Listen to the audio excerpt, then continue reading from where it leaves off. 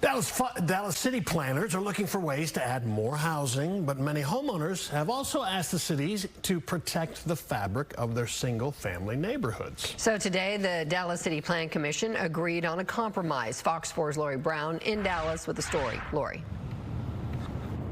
Heather, city leaders had originally proposed allowing multiplexes to be built in neighborhoods zoned for one lot, one home. But today, City Plan Commission members disagreed with that plan.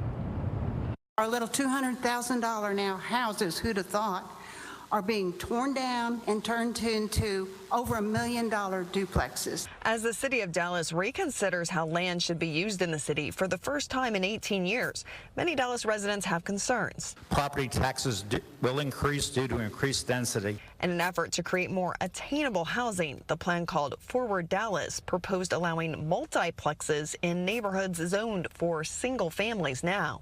The most important consideration as the city moves forward in the conversation about adding new housing types are, 1, meeting the housing needs of Dallas residents in the midst of housing shortages. But the chair of the City Plan Commission questioned the wisdom of the idea. The reality is that the city of Dallas will not solve its housing crisis by developing 9 plexes in the middle of single-family neighborhoods. Chair Tony Shadid said the commission received dozens of emails in opposition. As many of you have pointed out, Forward Dallas cannot create affordable housing directly. That is correct. Creating below market rate housing requires financial incentives from the city. Instead, it aims to welcome the creation of more attainable housing by suggesting various housing types where it makes sense. Under the proposal approved by the commission Monday, property owners could still build multiplexes in single-family neighborhoods, but as a secondary use. The plan requires approval by the Dallas City Council.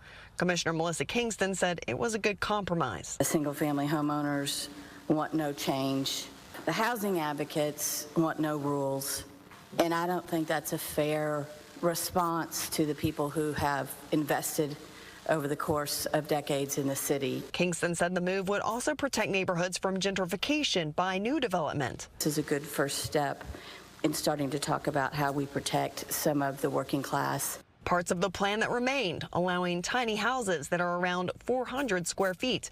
One example of a tiny home development in Dallas is the cottages at Malcolm X between Deep Ellum and South Dallas. I think that cottage courts and tiny home communities are something that other cities are doing. They're successful.